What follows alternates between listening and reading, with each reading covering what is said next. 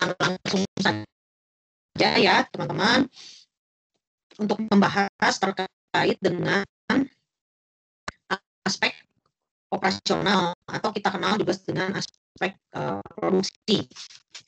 Nah, minggu lalu saya sudah mendengarkan sekian banyak orang dari teman-teman untuk menjelaskan terkait dengan bab-bab awal, termasuk juga terkait awal-awal berkaitan dengan pemasaran. Nah, sekarang kita akan coba membahas terkait dengan operasional, gitu ya. Ini Bu, maaf, supaya artinya antara putus-putus ya, putus-putus. Iya, Bu. Oke, kalau gitu saya lebih pelan-pelan ya. Baik, jadi untuk hari ini saya mau coba bahas mengenai operasional. Nah, operasional ini saya akan coba bagi dalam 2 minggu, hari ini dan juga minggu depan, supaya nanti akan ada tanya jawab gitu ya, lebih panjang terkait dengan operasional. Nah, PowerPoint saya udah terlihat tidak? Udah, Bu. Udah ya.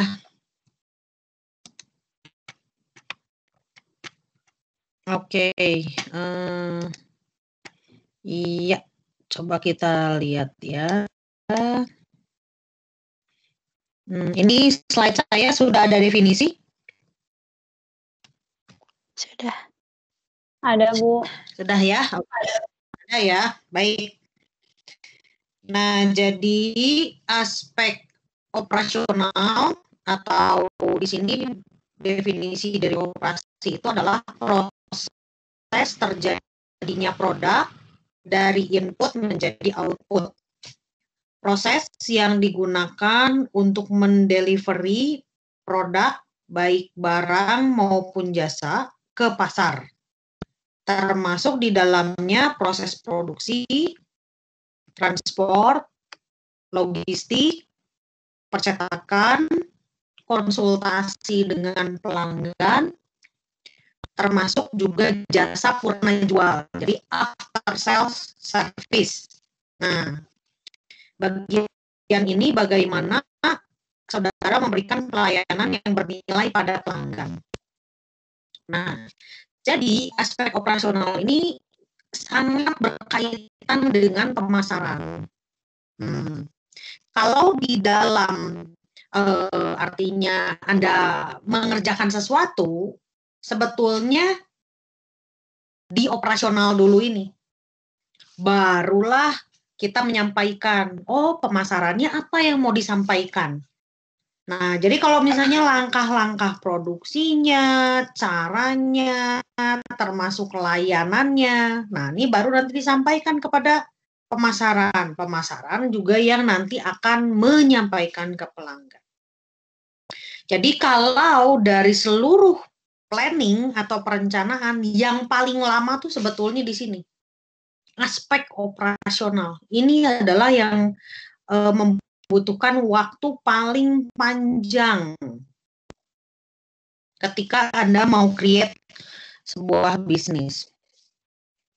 Sebagai contoh ya, minggu lalu saya ingat ada beberapa contoh, ada yang bisnisnya puding, ada kopi, ada juga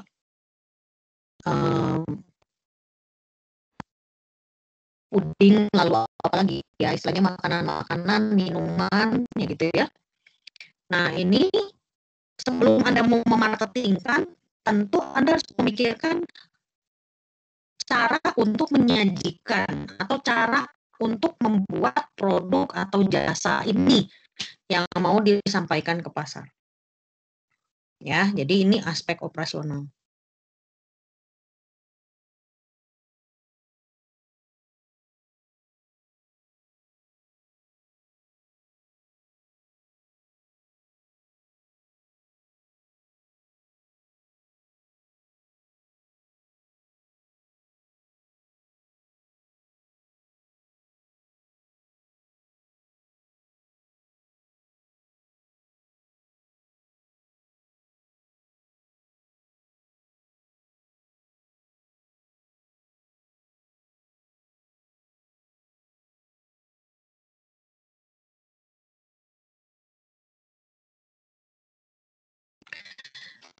Nah, rencana operasi dan marketing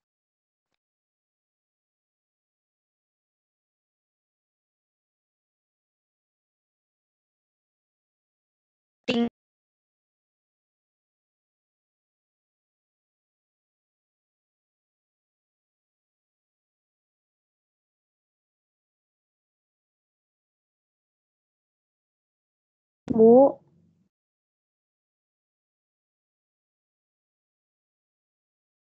dengan rencana, kan kita membahas tentang pemasaran.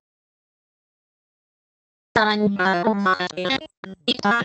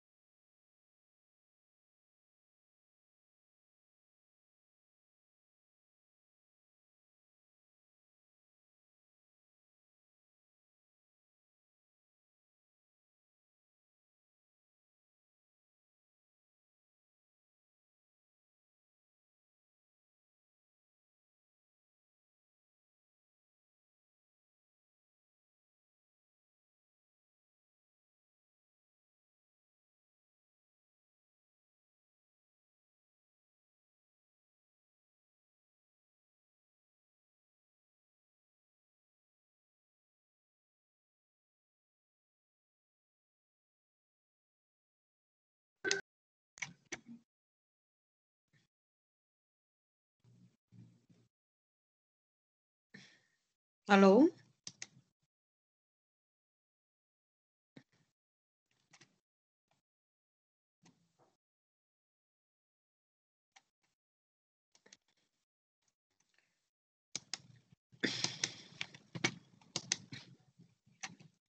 Halo.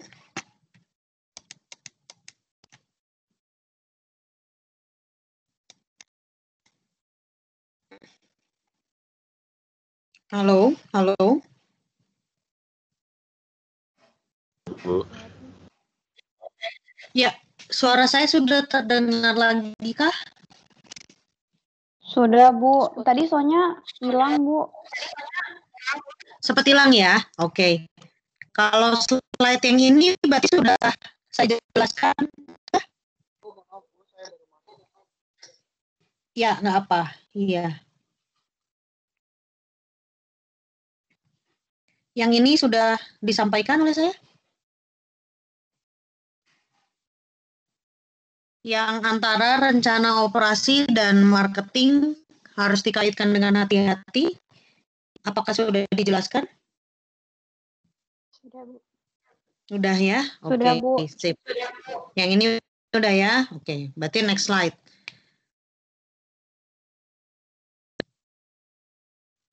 Nah, aspek operasi ini ditujukan untuk menentukan mesin dan peralatan, bahan baku, sumber daya di sini artinya begini, sumber daya yang bertugas untuk memproduksi, ya.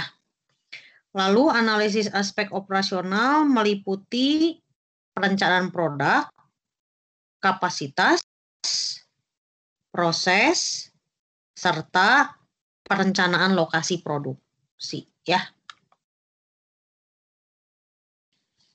Nah, kita lihat dulu perencanaan produk. Nah, jadi kalau kita bicara tentang kesuksesan ekonomi atau perusahaan, ini tergantung dari kemampuan mengidentifikasi kebutuhan pelanggan. Nah, jadi ini kita sudah bahas berkaitan dengan value proposition canvas, lalu di bisnis canvas model gitu ya, mengidentifikasikan kebutuhan pelanggan. Nah, kalau sudah tahu kebutuhannya, terus gimana membuat produknya? Ya, ya kalau dibilang biaya rendah, kalau dibilang ya harapan gitu. Tentunya kan itu berkaitan dengan efisiensi, tapi itu bukan yang utama. Ya, seperti yang tadi saya sampaikan. Lalu produk merupakan sesuatu yang dijual kepada pembeli. Nah, pengembangan produk juga merupakan rangkaian aktivitas mulai dari persepsi dan peluang pasar, diakhiri dengan tahapan produksi, penjualan, pengiriman produk. Ya, jadi artinya perencanaan produk itu ya dari awal gitu ya, peluang pasar, ada produksinya, dijual, sampai ke pengiriman barang, bisa sampai ke tangan pelanggan. Nah, itu ya. Alurnya. Jadi di sini kalau dibilang membahas tentang blueprint gitu ya, blueprint dari awal ya, dari awal bahan baku terus dari input terus proses sampai output. Itu yang istilahnya blueprint ya, blueprint produksi. Nah, terus perencanaan kapasitas ini kemampuan produksi dari fasilitas yang biasanya dinyatakan dalam volume output persatuan waktu. Nah, jadi ini misal terkait dengan mesin. Nah, misalnya mesin potong misalnya, atau mesin jahit, atau mesin cetak. Nah, itu maksimumnya berapa? Itu menjadi kapasitas. Lalu kapasitas itu juga bisa dibagi-bagi. Kalau dibilang maksimumnya anggaplah 100. Kapasitas awal untuk memproduksi tidak harus 100. Ya, tentunya disesuaikan dengan nanti yang istilahnya produk life cycle. Ya, jadi artinya kapasitas itu maksimumnya berapa? Nah, namun ketika kita merencanakannya itu bukan berarti harus ke 100, tidak, step by step. Contoh lagi kalau Anda memproduksi makanan, minuman, contoh bikin nasi kotak atau membuat apapun, puding dan seterusnya. Kapasitas Anda atau kapasitas alatnya maksimum berapa? Nah, namun ketika memproduksi awal tentunya kita sesuaikan baik dari sisi permintaan, demikian juga dari kebutuhan. Nah, jadi kalau di sini dikatakan bahwa tujuannya adalah untuk mengatasi fluktuasi. Kedua adalah untuk menghasilkan produk sesuai dengan kebutuhan konsumen. Namanya sesuai berarti tidak terlalu kebanyakan atau tidak terlalu kesedikitan, gitu ya. Nah, dalam arti jangan sampai lagi banyak butuh, nggak ada. Atau yang kebalikan, lagi nggak butuh banyak, kebanyakan, overproduction, gitu ya. Nah, berikutnya adalah rencana proses dan fasilitas. Nah, dalam hal ini adalah ketika proses dari bahan baku menjadi produk yang diinginkan. Bahan bakunya, ya kalau makanan, ya tentunya bahan-bahan baku makanan, minuman juga sama. Kalau baju, ya berarti misalnya kain, ya benangnya, kancingnya, dan seterusnya. Oke, ya, itu yang harus disesuaikan dengan kapasitas. Kapasitas itu bukan sekedar mesinnya mampu membuat atau bisa mengerjakan dengan model tertentu. Yang kedua harus dipikirkan adalah tenaga kerjanya atau operatornya yang ngerjainnya. Nah, itu termasuk kepada fasilitas.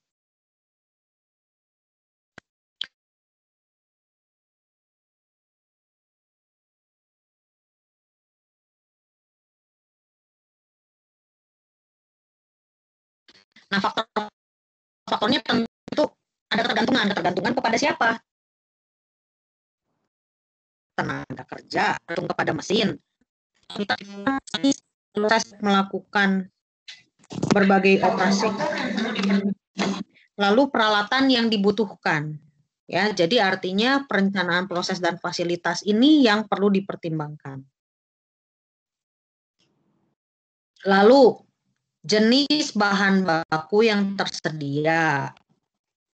Fleksibilitas proses. Nah, fleksibilitas proses itu begini. Apakah harus berurut A, B, C, D, E? Ataukah boleh nggak sih A dulu baru ke C atau A ke D baru balik ke B? Nah, itu akan berpengaruh kepada ketika Anda menghitung. Ya, ini saya yakin waktu Anda belajar MO. Nah, ini misalnya ngitung time motion of study misalnya gitu ya. Atau mesinnya bisa paralel ataukah yang bukan paralel. Nah, misalnya begitu. Oke. Nah, lalu faktor eksternal di sini dalam arti penyedia bahan baku. Seberapa kuat gitu ya, itu berpengaruh kepada produksi Anda. Punya supplier lebih tidak? Atau hanya satu-satunya? Itu menjadi monopoli supplier. Nah, lalu termasuk perawatan dan penggantian dari alat. Nah, alatnya canggih, tapi kalau maintenance atau alat artinya suku cadangnya susah, ya repot juga gitu ya. Jadi artinya itu harus dipertimbangkan. Nah, berikutnya adalah penentuan lokasi. Nah, lokasi penting karena berpengaruh pada kedudukan perusahaan dan menjamin kelangsungan hidup. Nah, ini tentunya disesuaikan. Kalau Anda butuh yang online ya atau on-site, nah ini is different. Tergantung dari barang, apakah semua barang bisa online ataukah tidak gitu. Ya, jadi artinya ini tergantung sekali lokasi. Contoh potong rambut bisa online tidak? Gitu ya. Atau misalnya pijat badan misalnya bisa online tidak? Bisa, Bu. Ya, bisanya terkait dengan pemesanan. Tapi pengerjaannya tetap orangnya harus mendatangi pelanggan. Atau terbalik, pelanggan yang mendatangi si penyedia jasa. Maka lokasi ini sangat penting. Anda punya target segmennya itu ke mana. Ya, contoh misalnya kemana-mana ada yang dimsum, ada puding, ada yang pengen deket kampus, ada yang pengen deket sekolah, ada yang pengen deket tempat kerja. Nah, ini karena lokasi. Nah, tergantung segmentasi targetingnya dan positioningnya mau di mana gitu, ya. Nah, faktornya tentu ya paling baik sebenarnya ya kalau misalnya memang kepada pelanggan dekat pasar ya dalam arti dekat pelanggan. Terus integrasi dengan organisasi itu terkait begini, kalau mengurus izin dan seterusnya gitu ya, itu mudah misalnya gitu. Terus juga tenaga ahlinya ada, fasilitas jalan, komunikasi, nah itu penting ya. Tersedianya masukan itu artinya input itu bisa barang, bisa jasa, bisa manusianya. Kecocokan tanah dan iklim khususnya untuk usaha yang bergerak di bidang pertanian peternakan. Peraturan regional. Nah, jadi kalau misalnya Anda misalnya pengen mendirikan satu pabrik, pabriknya mau diperluas. Nah, ini butuh ruangan untuk perluasan. Lihat. Nah, jadi kalau sekarang kan di daerah kota sudah tidak ada pabrik, gitu ya. Kecuali yang sekarang sih kayaknya masih tuh di Pilkina ya. Nah, di Jalan Pajajaran situ. Tapi yang lain-lain pabrik rata-rata udah di pinggir. Nah, ya karena menyangkut dari keamanan, nanti buang limbahnya, lalu masyarakatnya gitu ya. Nah, makanya kalau Anda perhatikan banyak kan pabrik-pabrik sudah dilokalisir. Ya, misalnya di Ranca Ekek, di Cimareme, ya, terus di Lewi Gajah, misalnya gitu ya. Itu adalah sudah memang sesuai dengan peraturan. Nah, ya supaya juga dari sisi kelancaran izin dan seterusnya pada pemerintah lebih lancar. Nah, terus kalau di sini ada site, sudah ditentukan. Nah, site itu terletak, tata letak. Gitu ya. Jadi ada lokasi, ada tata letak, nanti ada layout. Nah, lokasi berarti tempat daerahnya di mana. Kalau site itu kedudukannya, contohnya di Jalan Pajajaran, di Jalan Surya Sumantri, di Jalan Malabar, ya itu site. Nomor berapa? Itu site. Nah, ini terkait dengan tempat, desain pabrik, tentu yang harus dipikirkan ukuran, jumlah lantai, jalan masuk, jasa, ukuran tinggi, bebannya, penerangan, pembuangan sampah, persyaratan proses khusus. Ya, proses khusus ya tergantung dari bisnisnya. Ya, kalau misalnya terkait dengan lingkungan, nah ya prosesnya gimana caranya, kan ya. Lalu juga dari sisi ya khususnya misalnya terkait dengan keamanan, keselamatan, kesehatan, nah itu biasanya lebih kuat, lebih ketat, makanan, gitu ya. Nah, terus misalnya harus terdaftar BPOM, nah misalnya gitu, itu ada persyaratan yang khusus, harus bersih, tempat juga untuk pencucian, masaknya harus bersih. Nah, ini pabrik ya. Kalau misalnya Anda toko, ya tenan, ya kurang lebih sama, ya tenan. Nah, ini contoh dari kalau lokasi kita bisa ngomong daerah tertentu, gitu ya. Tapi kalau sudah site, nah berarti itu lokasinya di mana, gitu. Termasuk jalur alur masuknya kemana, nah gitu. Nah itu yang dimaksud dengan plan site. Nah jadi kalau Anda misalnya menentukan di Jalan Surya Sumantri, oke, akses masuk ke Jalan Sumantri itu dari mana? Dari tol kah? Dari Geger Kalong kah? Dari Pasteur Bu? Nah gitu. Nah itu site. Nah satu lagi baru layout. Nah ini layout. Layout itu udah lebih detail, tempatnya di mana, nah terus ini udah menyangkut ruangnya, pabriknya kayak apa, tokonya gimana, restorannya kayak apa, nah itu yang dimaksud dengan layout. Nah tentunya kan harus ada keterangan, nah ini di sini nih contoh layout mengenai restoran nih. Nah, ada outside di luar, berarti ada restoran orang yang bisa minum, makan di luar ruangan, ya misalnya smoking area yang di dalam no smoking, misalnya gitu ya. Yang kedua, misalnya ada meja topping, misalnya ada orang-orang yang boleh mengisi toppingnya sendiri terkait dengan makanan atau ice cream atau apa, misalnya gitu ya. Lalu ada display dari makanannya, ada tempat air minum, ada wastafel, ada toilet, ada coffee maker, ada donut machine, ada organic and organic trash. Nah, dia memisahkan antara sampah organik dan non-organik, ya, nanti terkait dengan pembuangan limbah. Lalu ada refrigerator, misalnya ada dari kulkas, cash register, lalu ada open exhaust, nah supaya udaranya lancar. Nah terus juga supaya pelanggannya nyaman disediain majalah, supaya sambil nungguin pesanannya datang boleh baca. Lalu misalnya sekarang wifi dan seterusnya.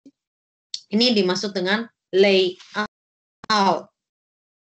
Nah ini kriterianya. fleksibilitas maksimal, koordinasinya maksimal. Jadi artinya koordinasi maksimal itu bisa berkoordinasi di antara pegawai, bisa juga melihat pelanggan dengan nyaman, dalam arti kalau pelanggannya manggil bisa langsung terlayani. Nah, lalu penggunaan ruangan maksimal dalam arti jangan terlalu sempit-sempitan tapi juga jangan terlalu kelebaran gitu ya.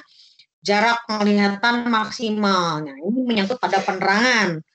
Ya, jangan remang-remang nanti kejeduk gitu ya atau terantuk. Nah, aksesnya juga minimal. Akses minimal itu dalam arti mudah dijangkau. Jaraknya juga, penanganannya. Jadi kalau ada kebutuhan tertentu bisa segera ditangani. Ketidaknyamanan, keselamatan, keamanan maksimal, arus bahan efisien, dan diidentifikasi ini terkait dengan kontrolnya ya. Kontrolnya bahwa layout itu sudah cocok tidak. Nah, makanya ada istilah re-layout. Nah, re-layout itu berarti kan di-layout ulang. Nah, jadi misal kalau awalnya seperti itu, ketika sudah dilaksanakan, ada kekurangan, ya jangan dibiarkan. Tentu bisa di-re-layout. Oke. Jadi pembahasan saya hari ini sampai situ.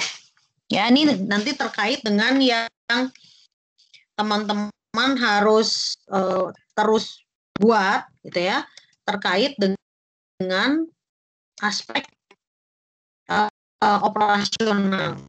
Ya, jadi yang lalu saya kan minta teman-teman membuat bab 1 dan bab 2. Minggu lalu sudah saya minta beberapa presentasi. Nah, Anda sudah bisa mulai masuk ke bab 3 dan bab 4. Bab 3 adalah aspek pemasaran. Oke. Ya, aspek pemasaran itu adalah terkait dengan strategi pemasaran, ya, STP-nya, oke. Lalu juga bauran pemasaran ada 4P dan 7P. Nah, itu dibahas seperti itu, termasuk rencana penjualan dalam 3 tahun. Dalam 3 tahun mau jadi apa bisnis Anda itu? Ya, planningnya seperti apa? Oke, itu bab 3. Nah, bab 4-nya aspek operasional terkait dengan peralatan, kapasitas produksi, oke, menyangkut bahan baku, biaya, kapasitas produksi. Lalu prosesnya menyangkut proses produksi operasi disertai dengan cetak biru atau blueprint. Nah, jadi artinya dari proses input, proses sampai output, nyampe ke pelanggan. Nah, gitu ya. Ya.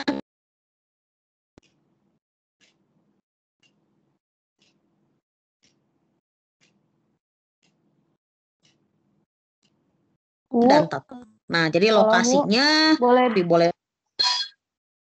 bab 4. Ya. Ya, silakan. Bu, boleh Silakan. diulang Bu, tadi yang itunya saya kurang jelas, boleh diulang Bu, tadi yang bab 3 sama bab 4-nya Bu. Bab 3 dan 4 ada semua di format business plan. Ini saya membacakan saja. Format business plan nanti Anda boleh baca lagi ya.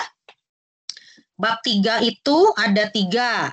Strategi pemasaran, bauran pemasaran, perakiraan penjualan.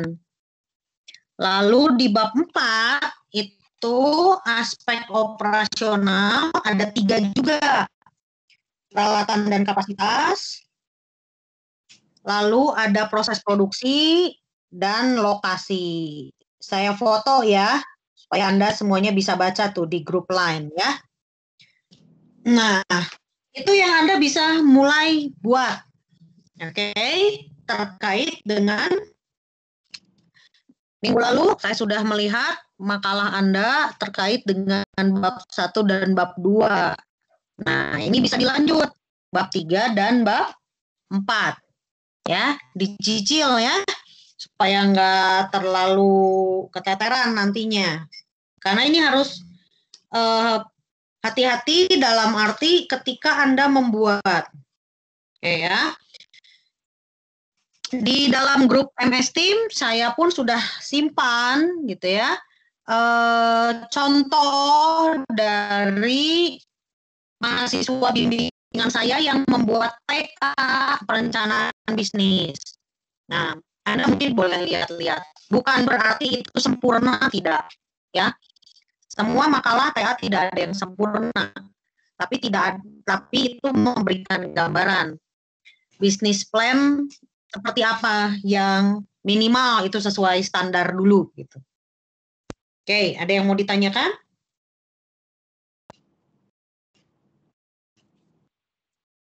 Bu, kalau Ya.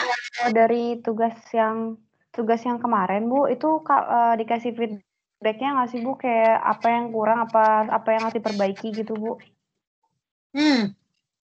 Kalau yang kemarin ini, itu kan ya, ini siapa nih yang nanya ke saya? Graciela, Bu. Oke, Graciela, bisnis Anda apa? Yang Cilok Crispy, Bu. Oke, Cilok Crispy ya. Nah, oke, jadi artinya begini. Yang lalu Anda sudah sampaikan ke saya tentang Cilok Crispy. Nah, sekarang harus dipetakan lagi. Value-nya oke tidak, artinya value-nya itu bermanfaat tidak untuk pelanggan. Pelanggan yang seperti apa yang memang Anda mau tuju? Ya. Keunikannya oke, unik. Menarik, Cilok Crispy. Biasanya kan cilok itu becek begitu ya. Anda pengen sesuatu yang crispy. Nah, targetnya siapa?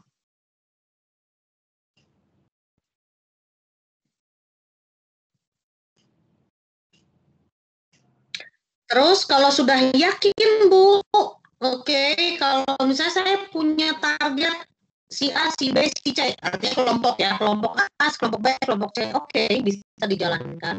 Oke, coba sampai memplanningkan 3 tahun mendatang tuh mau jadi apa itu Cilok Crispy.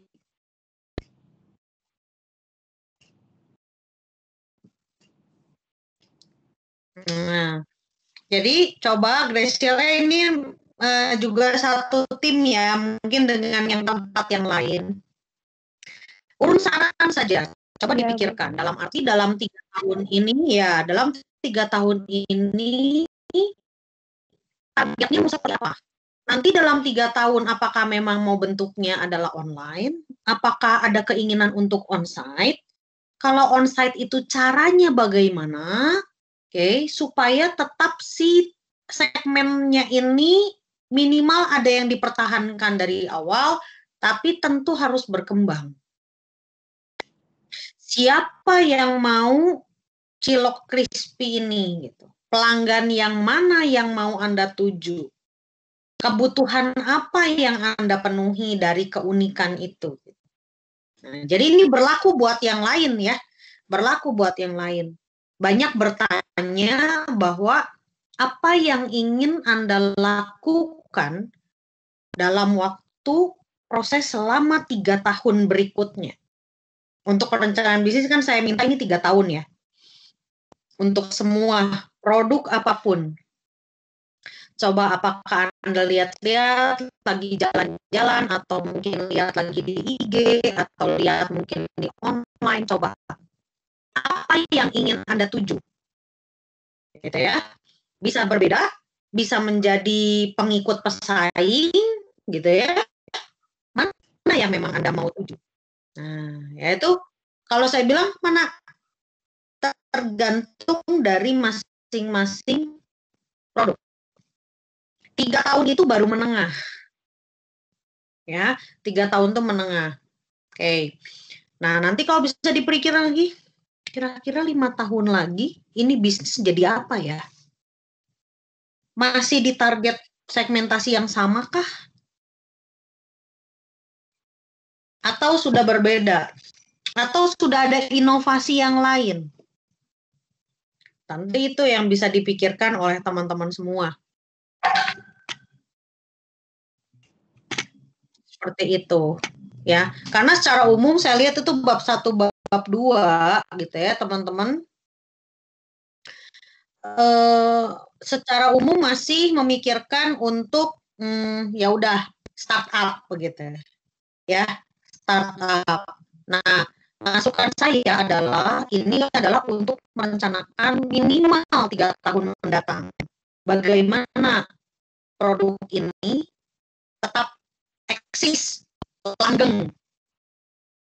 Dan bagaimana caranya supaya langgeng dan eksis? Anda butuh apa?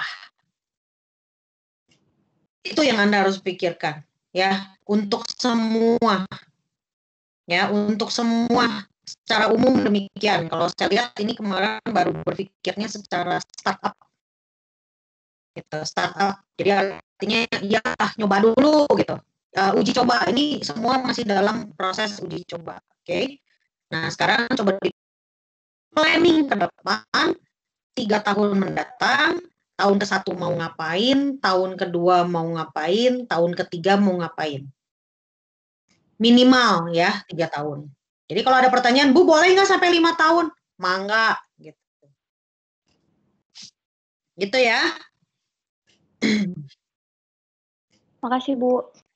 Sama-sama. Ada pertanyaan dari yang lain?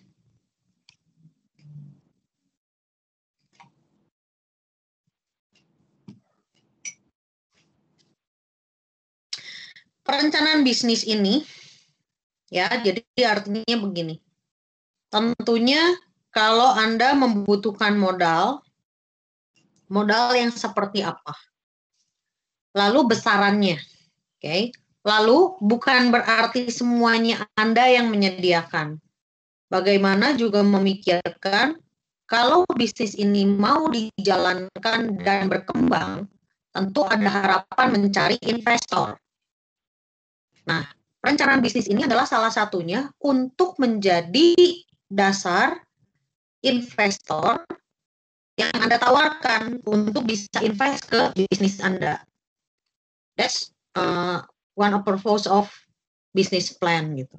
Salah satu tujuan untuk membuat bisnis plan adalah salah satu untuk menunjukkan dan juga membuat para investor ini tertarik gitu, tertarik untuk mau invest ke bisnis Anda. Nah, jadi nanti di akhir semester ya, ketika bisnis plan-nya ini sudah rampung, kan Anda harus berpresentasi. Nah, berpresentasinya adalah seperti untuk ke investor. Ya, jadi presentasinya adalah seperti Anda di hadapan investor. Nah, apa yang memang Anda mau tawarkan, bagaimana investor tertarik, nah itu tugas Anda nanti di akhir semester, sebelum UAS. Ya, sebelum UAS. Nah, jadi artinya Anda harus bisa menyampaikan dan mempresentasikan sebaik mungkin, ya, sebaik mungkin kepada investor. Nah, seperti itu.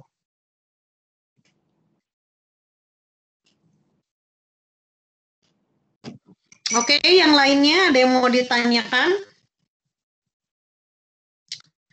Untuk bab 3 dan bab 4.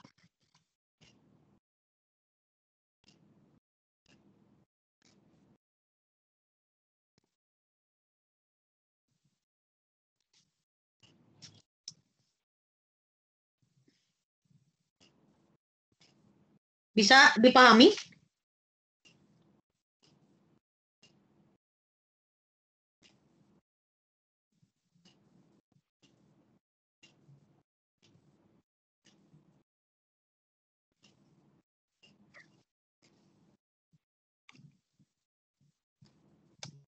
Ada yang mau bertanya terkait dengan yang perlu Anda kerjakan? Indah mau nanya, Anggi, Angelia, Bramantio mau nanya, Dimas?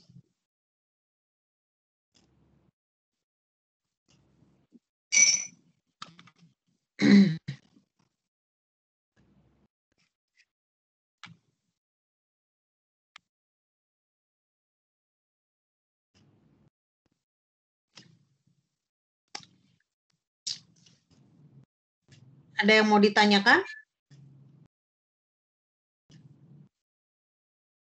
Oke, ya artinya saya minggu depan masih membahas tentang aspek produksi ya atau operasional. Oke.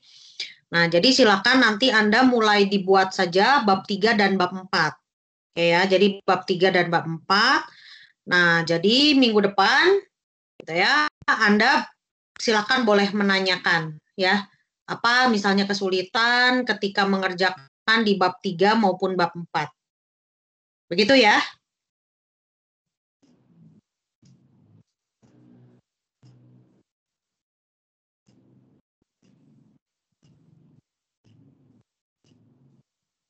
Halo? Bu. Ya. Iya, Bu. Ya, jadi artinya tugas Anda dalam 1 minggu ini mulai mengerjakan bab 3 dan bab 4 ya, sesuai dengan format yang sudah disampaikan. Ya, kerjakan mulai menulis ya rencana-rencana Anda, khususnya dari bab 3 itu sudah mulai terlihat tuh. Ada rencana penjualan 3 tahun. Itu mau ke siapa, kemana, lokasinya ke siapa, kemana saja gitu. Nah, itu nanti terkait kepada produksinya. Sanggup tidak untuk mengerjakan itu. Nah, gitu harus nyambung. Gitu ya, dicoba ya.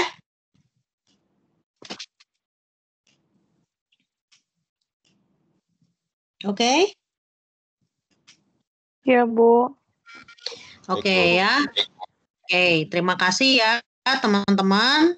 Nah, jadi artinya kita kuliah hari ini nggak nyampe 1 jam ya, hampir 1 jam ya. Jadi kurang lebih nanti teman-teman boleh dikerjakan sambil diskusi sama temennya.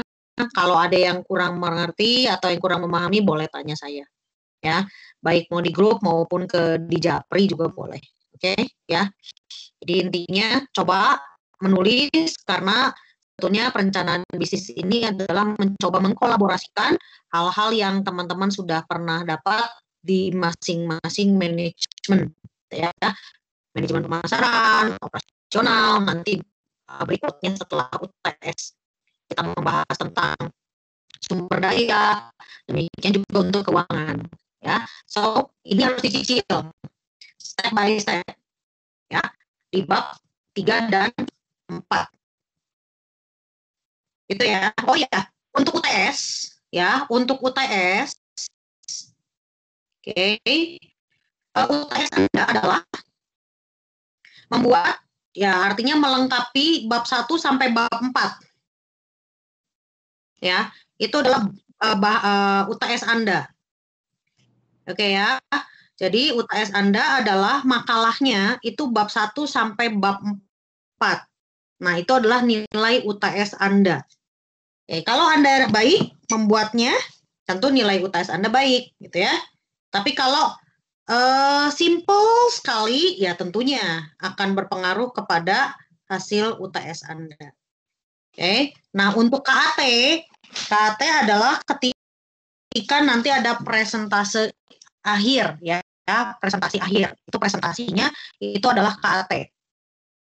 Dan UAS-nya adalah tentu laporan dari perencanaan bisnis lengkap.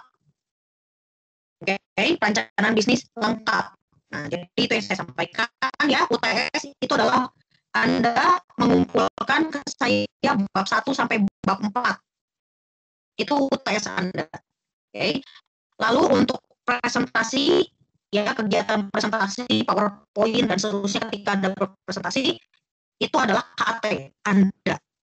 Sedangkan nanti UAS, laporannya itu adalah seluruh dari perencanaan bisnis Anda. Semakin lengkap, semakin baik, tentu peluang hasilnya juga akan makin baik. Begitu ya, teman-teman ya. Bu, dikumpulinnya di tim. Ya, nanti seorang demi seorang di tim. Ya, tapi nanti ya ketika memang mau dekat UTS ya nanti saya akan bikinkan ruangnya. untuk assignment-nya UTS gitu ya. Yang dikumpulkan adalah makalah bab 1 sampai bab 4 yang baik ya, tentunya yang baik sesuai dengan standar ya, sesuai dengan format. Semakin lengkap, semakin baik, tentu hasilnya akan semakin baik. Bu, Ya. Bu, mau tanya kalau ini tuh yang UTS-nya diambil nilainya dari makalah bab 1 sampai 4 tuh dosen lain juga atau atau ibu doang, Bu? Saya saja. Oh, berarti kalau yang dosen lain belum tentu sama gitu ya, Bu ya? Ya, belum tentu sama. Ada kemungkinan misalnya dosen lain misalnya ujian tertulis misalnya begitu ya. Mungkin saja. Jadi kalau iya, Anda ya, jadi terus begini, satu, jangan membanding-bandingkan ya. Jangan membanding-bandingkan. Ini adalah proses penilaian saya. Gitu ya, proses penilaian saya untuk Anda.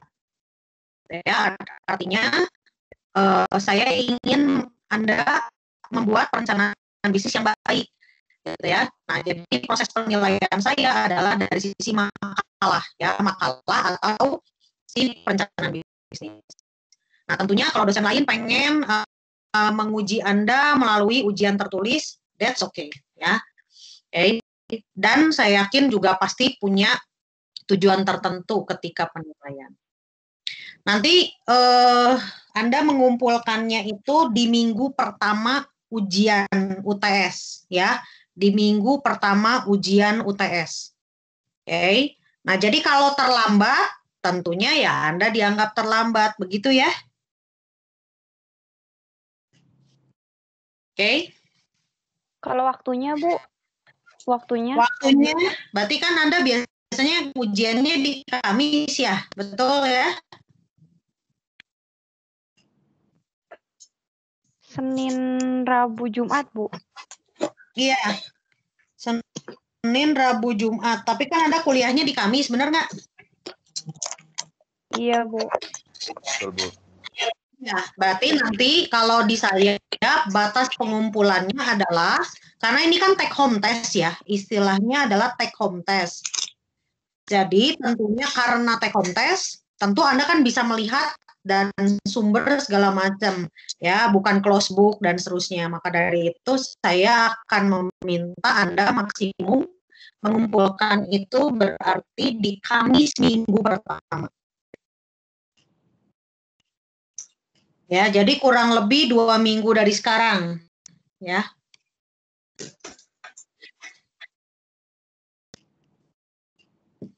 Kalau orang lain mungkin di Rabu, gitu ya, mungkin di Rabu atau di Jumat. Nah, kalau yang saya kasih kesempatan untuk Anda semua di Kamis minggu pertama. Ya, Kamis minggu pertama. Begitu ya. Kamis minggu pertama, jadi teman-teman kerjakan dengan sebaik mungkin. Oke, walaupun misalnya sekelompok dengan yang lain, nggak apa-apa. Tapi untuk tanggung jawab Anda di kelas saya ini, Anda buat makalah yang baik. Ya, makalah baik dari bab 1 sampai bab 4. Ya, sertai dengan sumber-sumber. Jadi contoh misalnya mengacu kepada buku apa atau jurnal apa, gitu ya. Ada misalnya teman-teman cerita bahwa oke, deskripsi bisnisnya di awal bahwa ada tren misalnya gitu ya, tren penggemar makanan puding atau cilok. Nah, dari mana sumbernya? Oke ya, jadi nggak cuma sekedar kayaknya sih Bu begitu. Nah, ya Anda ini kan calon sarjana nih, setahun lagi juga udah lulus nih, gitu ya. Nah, belajar biasakan ketika kita menyampaikan sesuatu ada dasar, ya, ada sumber, begitu ya. Sehingga ini berlatih buat nanti Anda menyusun TA, ya, pasti ditanyanya begitu. gitu. Jadi istilahnya kalau ada fenomena gitu ya, artinya ada suatu kejadian atau ada satu fakta tertentu, berdasarkan apa? Oke, itu menjadi poin penting kalau saya membaca ketika dalam makalah ya. Dalam makalah TA harus ada sumber. Nah, Anda harus biasakan itu. Bisa ya? Dicicil ya, dicicil.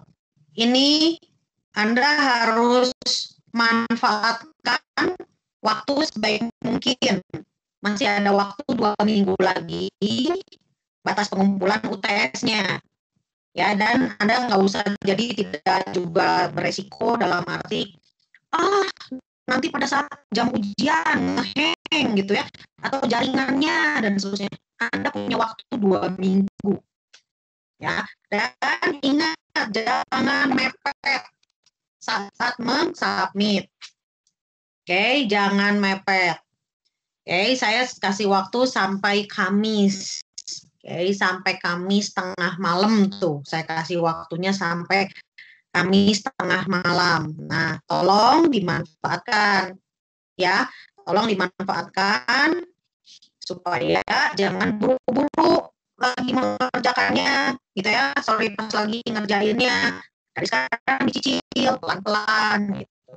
Kalaupun Bu, saya belum bisa sempat berdiskusi dengan teman-teman yang lain, nggak apa, kerjakanlah tugas dan tanggung jawab Anda dulu.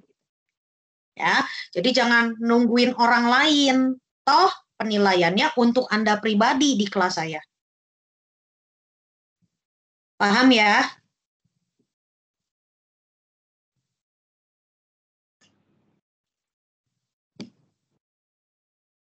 Ada pertanyaan tentang UTS?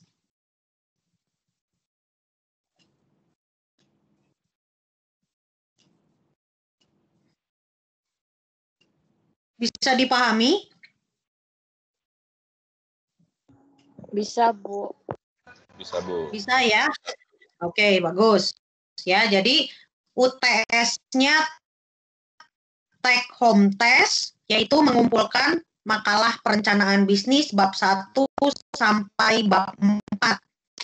Dikumpulkan hari Kamis 2 minggu lagi, yaitu minggu pertama UTS. Saya kasih waktu sampai tengah malam. Oke, jadi silakan Anda atur, tidak ada alasan berkaitan dengan jaringan ya. Anda punya waktu cukup lama. Oke, so jangan mepet ketika mengupload ya, karena kalau terlambat masih masuk sih gitu ya, masih masuk MS Team itu tetap masuk, tapi tercatat telat.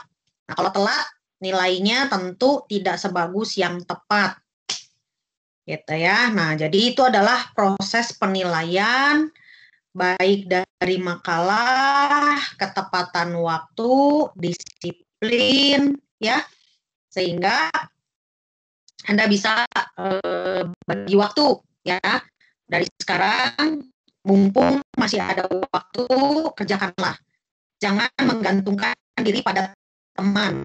Oke? Ini adalah penilaian saya kepada Anda, mahasiswa perencanaan bisnis saya. Oke, jadi kalau ada dosen di kelas lain UTS-nya beda, nggak usah beda-bedakan. Nah ya, jadi tergantung dari masing-masing kelas. Oke, untuk membuat satu UTS-nya seperti apa, gitu ya. Jadi kalau kelas lain mau tertulis, silahkan, gitu ya. Jadi, tapi untuk kelas saya minta Anda mengumpulkan makalah bab 1 sampai bab 4. Jelas ya? Ada mau ditanya?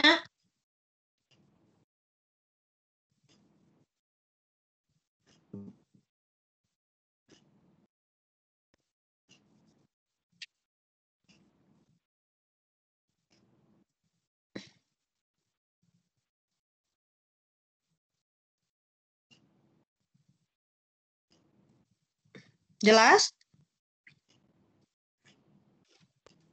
Jelas, Bu. Oke, kalau jelas. Oke, ya, kalau jelas. Ya, sampai ketemu minggu depan di hari Kamis ya. Nah, minggu depan saya juga masih mau bahas tentang, ya kurang lebih mirip sih sebetulnya, hanya untuk penekanan saja gitu ya. No problem, Anda silakan mulai kerjakan bab 2 dan bab 3 dan bab 4. Dilihat lagi bab 1 dan bab 2-nya, rapihkan lagi. Kalau Anda melihat bahwa Bu ada yang kurang, tambahkan saja lagi. Oke ya, sehingga nanti saya bisa menilai secara utuh bab 1 sampai bab 4 di UTS. Begitu ya, teman-teman. Kalau tidak ada lagi pertanyaan, nanti kita ketemu lagi di hari Kamis. Nah, untuk kelas pengganti ini saya anggap semuanya hadir. Ya, semua saya anggap hadir karena dari tadi saya lihat juga ada kelas pengganti juga dan yang lain-lain, no problem. Kalau ada yang belum sempat, nah ini kan juga di-record ya, jadi nanti bisa didengarkan ulang. Baik teman-teman, terima kasih banyak untuk hadirannya di kelas online ini. Ya, semoga jadi manfaat dan minggu depan kita ketemu lagi. Terima kasih. Terima kasih, Bu. Makasih, Bu. Sama-sama. Ya, Makasih, Bu. jaga kesehatan ya. Baik, Bu. Ya, Terima kasih, Bu. sama-sama. Terima kasih.